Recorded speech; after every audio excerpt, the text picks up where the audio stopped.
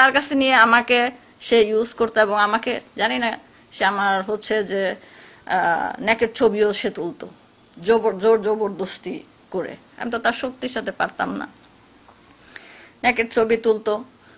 তো একটা পর্যায়ে আমি যখন আর বলতো এই 2 বছর পর বিয়ে করব, 1 বছর পর বিয়ে করব, তারপর বলে 6 মাস পরে বিয়ে করতেছি, তারপর লাস্ট সময় দিল 3 মাস পরে আমি বিয়ে করব, বিয়ে করে ফেলবো, এসবই বলতো। তো একটা সময় এর আগে সে হচ্ছে যে আমাকে ডিভোর্স দেওয়া হয়েছে আমার হাজবেন্ডকে, আমাকে দিয়ে বলছে যে মানে এটা বলতো যে আমার তরফ থেকে আগে শেষ করতে হবে।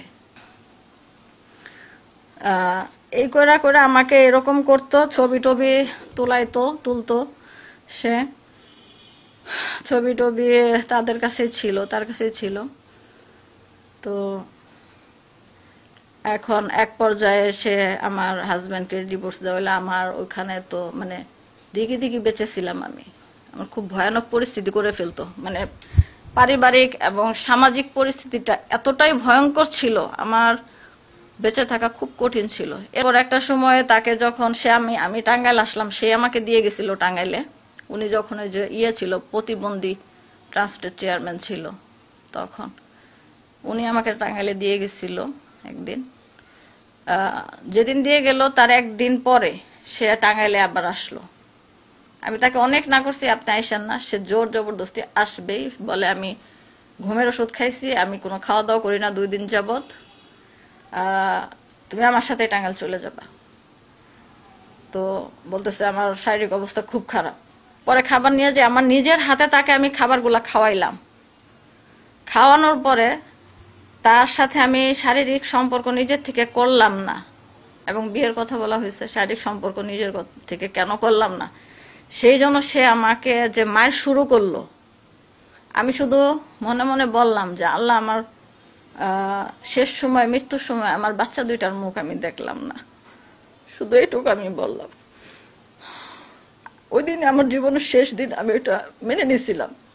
সে আমাকে ভয়ানক ভাবে মারছিল, ইচ্ছা মতো আমাকে ধরে দেয়ালে আমার মাথা বেড়েছে, বারবার চড়াইছে, আর গলা বারবার চিপা ধরছে বারবার, এবং আমাকে তুলার মতো মারছে। সে ঢেল দিয়ে ফেলে দিচ্ছে, তুলছে, আমি অজ্ঞান হয়ে যেতাম, উপর থেকে পানির বোতল দিয়ে পানি ঢালতো, সেন্স ফিরে আসতো, আবার মারতো। এইভাবে আমাকে 1 ঘন্টা সে মারছিল। তারপরে একটা সোফা ছিল ওই রিসর্টের রুমে, সেই সোফার মধ্যে আমাকে ঢেল দিয়ে ফেলে দিছিল, যেখানে আমার কোমরে এখনো সেই ব্যথাটা আছে, আর আমার পুরো শরীর ক্ষত বিক্ষত হয়ে গেছিল, এবং আমার ডান কানটা প্রচন্ড ব্যথা শুরু হলো, বাম কানটা এত বিকট ব্যথা শুরু হলো, আমি চিৎকার করে কান্না করে দিচ্ছি। তখন বলে এই কানবি না, চুপ থাক। একটা সময় আমি বললাম যে তুমি আমাকে এইভাবে মারতেছো কেন, আমার কান প্রচন্ড ব্যথা। মানে তখন ওই মুহূর্তে আমার কানের পর্দাটা ছিঁড়ে গেছে। তারপরে এক সময় আমার হার্টে ব্যথা শুরু হয়, প্রচন্ড ব্যথা শুরু হয়, বুক ধরে মানে কাতরাইতেছি, এক পর্যায়ে অজ্ঞানের মতো পড়ে যেতেছি। তারপর বলে কি, এই তুই এখানে মরলে আমি ফেসে যাব, চল তোরে হাসপাতালের এখানে ফেলে দিয়ে যাই, এটা বলতেছে। তারপরে সে, আমি অজ্ঞানের মতো পড়ছি, ওই অবস্থায় ও আমার সাথে রেফ করছে আমাকে।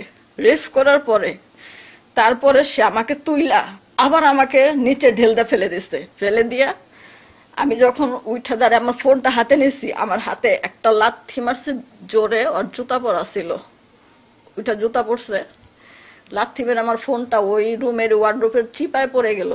মানে আমি আমার পরিবারকে কাউকে কল দিতে পারতেছি না। এদিকে আমার ছোট ভাই সমানে কল দিচ্ছে, আমি কোথায় গেছি। একবার কল রিসিভ করছি, আমার ছোট ভাই চিল্লা পাল্লা শুনে বলতে, তুমি কোথায় আছো, কোথায় আছো, একটাবার বলো। এপাশ থেকে তোরা পাগল হয়ে গেছে সবাই।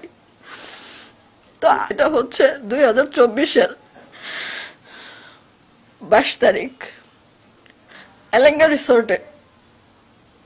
তারপর সে ফোনটা হাত থেকে লাথিতে ফেলে দেয়, আমি আর ফ্যামিলির সাথে যোগাযোগ করতে পারি না। তারপর আমাকে ইচ্ছা মতো মারছে। এরপরে মারতে মারতে লাস্টে এক পর্যায়ে আমি হয়তো আল্লাহর ইশারা, তখন আর কি আমি চলে আসলাম। মানে বললো যে চল বাইরো, তোরে তোর বাসার ওইখানে ফালাই রেখা যাই, এই কথা বলে আমাকে নিয়ে আসলো আইনা। সারা রাস্তা আমাকে ওর ড্রাইভারের সামনে যাতা গালিগালাজ করছে, রাগারাগি খারাপ ব্যবহার করছে। আমি বাসায় আসছি, আমার মুখ টুক সব ঢাইকে আসছি, তখন আমার মা আমার ভাইরা কেউ জানে না। আমার বিষয়, আমাদের এইসব বিষয়ে যদি কাউকে জানাও বা কোনো রকম আমার চাকরির কোনো ক্ষতি হয়, আমি এই যে ছবি টবি আছে এগুলা ভাইরাল করে দেব তোমার আত্মীয় স্বজনের মাধ্যমেই। তখন তোমার মা, বাবা, ভাই, সন্তান, তোমার সবার জীবন নরক বানিয়ে দিব, তোমার জীবন নরক বানিয়ে দিব। তাই আমি বলছি, আমার জীবন তো তুমি নরকই বানিয়েছো, আমার তো কিছুই নাই, আমার স্বামী, সংসার, সন্তান কিছুই নাই, আমি আজকে পথের ভিখারি। যে তার যথাযথ বিচার হোক, সেজন্য আপনি মামলা করবেন। তার মতো ভয়ানক একটা অপরাধীর, কারণ আমার সাথে তো করছে, সে শুরু থেকে আমার সাথে যে আমাকে মানসিক এবং শারীরিক ভাবে যেভাবে সে আমাকে অত্যাচার করছে, আমি বেঁচে আছি এটা আমার বোনাস। মানুষের আত্মাটা বের হওয়া যদি সহজ হয়ে যেত, এখন আমার বেঁচে থাকার কথা না।